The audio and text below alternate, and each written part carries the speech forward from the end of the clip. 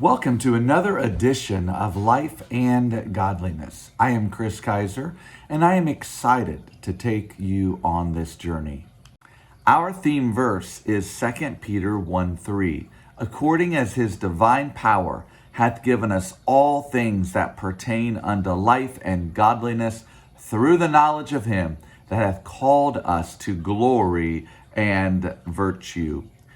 This passage tells us that the means that God has enabled for us to obtain all things that God has for us for our lives and for us to be godly, we obtained that by his divine nature. Now, the word divine here simply means that it's derived from God. It's derived from his nature.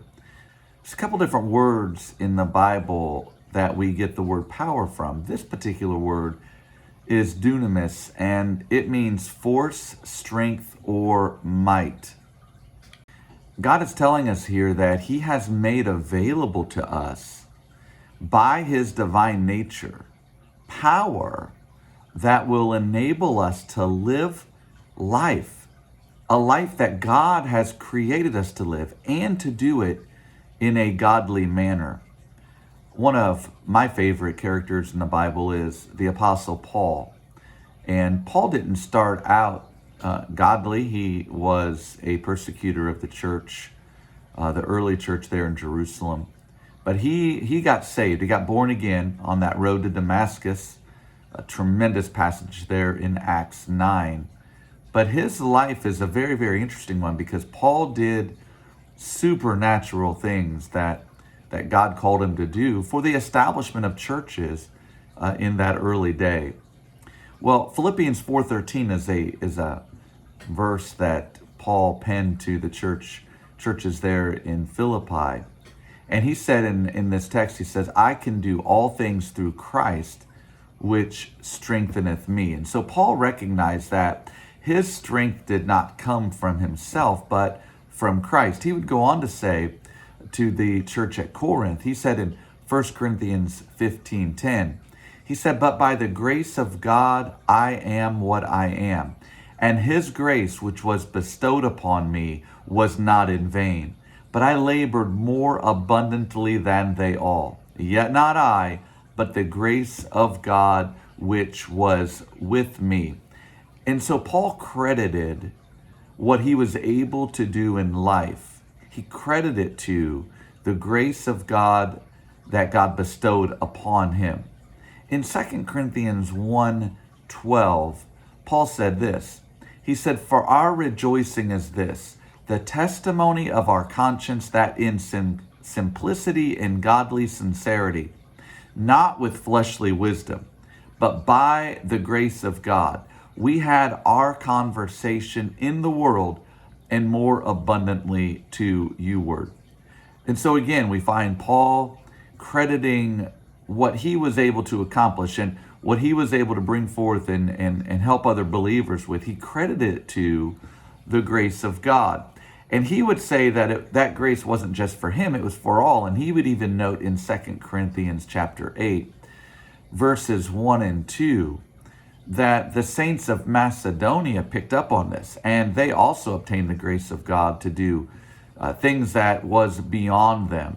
And it said in verse 1, moreover, brethren, we do you to wit of the grace of God bestowed on the churches of Macedonia, how that in a great trial of affliction, the abundance of their joy and their deep poverty abounded under the riches of their liberality. Typically, we don't think of those two going hand in hand. The abundance of their joy and their deep poverty. But by the grace of God, those in Macedonia, those saints there, they knew they were in the will of God, and God was caring for them.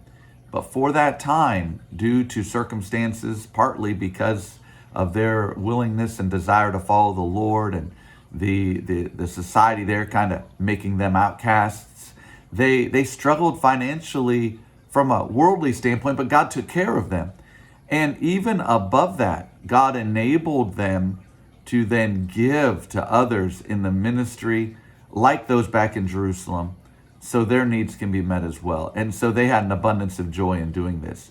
Now, the word grace, while some have defined it as God giving us what we don't deserve, and truly that's true. We don't deserve grace. God giving it giving it to us is a wonderful, wonderful thing. But the definition really is deeper than that. A better definition is God's divine power bestowed on some of mankind. Not all, though it is available to all. There are some things that have to be in our lives for us to obtain it. One, for the believer, once we're saved, God's grace is available for his work, but we have to have a mindset and heart of humility. James 4:6 says, "But he giveth more grace. Wherefore he saith, God resisteth the proud, but giveth grace unto the humble."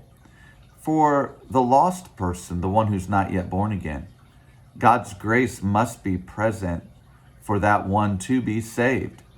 In Ephesians 2, verses 8 and 9, the Bible says, "For by grace are ye saved through faith, and that not of yourselves. It is the gift of God, not of works, lest any man should boast."